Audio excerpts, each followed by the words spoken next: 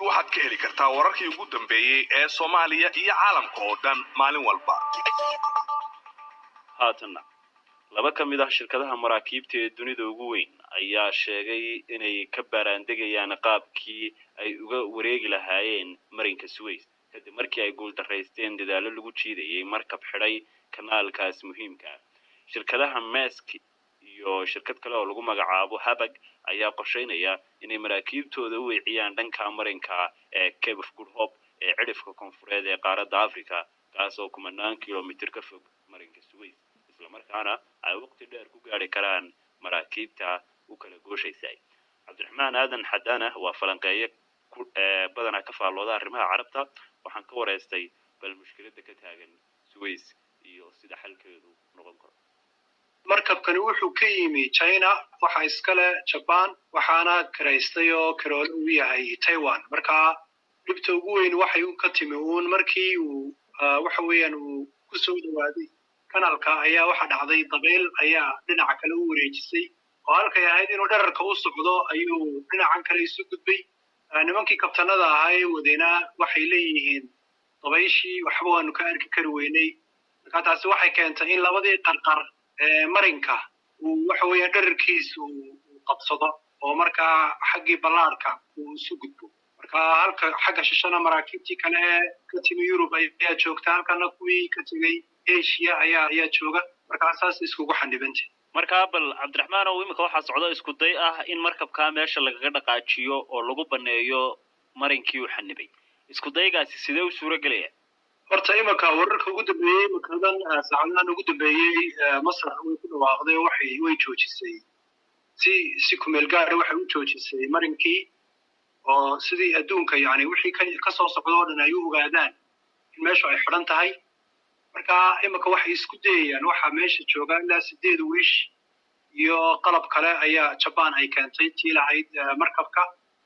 waxay isku dayayaan marka in wiishashkaasi ay dhinaca kale u riixaan cagafyo badanna waa la geliyo ciidiisi ay u qodaan oo inuu Europeya si uu helo markabku oo dhinac loo yar dhaqaajin karo marka inta xagga dambe laga yimaado in wiishashku ay dhinacan u jiidaan kuwa kalena ay xagga hore u jiidaan labadaas la doonayaa oo sidiisii rasmiga ah lagu soo celiyo dhibta ugu weyn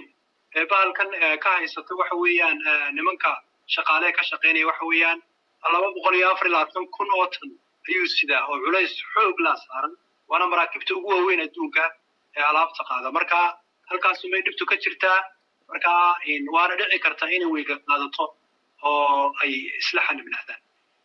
xidhnaanshahani culaysyada dhaqaale uu keeni karaa maxay yihiin runtii culayska ugu xumi waxa weeyaan imaka xagga shidaalkii adduun weynihiina waa dhaqaalo wuxuu ku socdaa ummadaas maraakiibta la soo marinayo marka maraakiibta haddii istaagaan waayo waxaynu ogsoonahay 12% adduunku inay isticmaalaan waxa weeye marinkaas oo Asia iyo Europe isku xidhaya marka shidaalkiina uu ka imanayo Sacuudiga iyo Imaaraadka iyo Bahrain iyo Qatar iyo wixii xagga ka imanaya shidaal aana halkay maraan marka halka dibna ka soo socda waxaynu ku noolnahayna waa gaas iyo shidaal marka halkaas culeysku ka imanaya laakiin ismalihi waxa weeyaan haddii adduunku deymka uu soo dhaqaaqo inuu ku sii jirayo markabkaasi halka oo kulli gacan baa la wada saari doonaa sida imaka Masar ay sheegaysana waxay leedahay dhowr cisho naguma qaadanayso inaanu sidiisii hore ku soo celino taariikh ahaan bal markaynu taariikhda dib u raacno arrintan oo kale hore ma u dhacday oo marinku sidaa weli ma u xirmay marinku wuu xirmay laakiin sidan uu xirmina wuxuu xirmo dagaal 1956 waa kii Jamaal Cabdinaasir waa kii ku dhawaaqay in kanaalka uu kala wareegay reer Yurub ama Faransiiska iyo Ingiriiska kadibna waa tii dagaalku uu ka dhacay 67kiina waa kii dagaalkii Israa'iil uu ka dhacay marka 67kii dagaalkii markuu ka dhacay uu istaagay kanaalku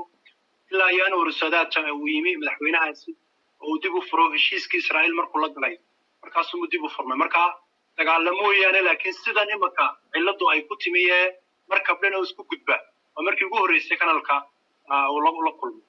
ugu dambeyn dadka Soomaaliyeed ee idaacada dhageysanaya balintooda aan aqoon marinka Suez ama kanaalka Suez bal hadaynu xasuusino maxaa tahay kanaalkaas wallahi qoriga Suez iyo rag badan baa ka gabiyay oo sidaynu naqaano Soomaalidu barigoodii hore Masar iyo Cadan iyo bay tagi jireen marka oo Yurubtan iyo Carabahan kale khaliijkan iyo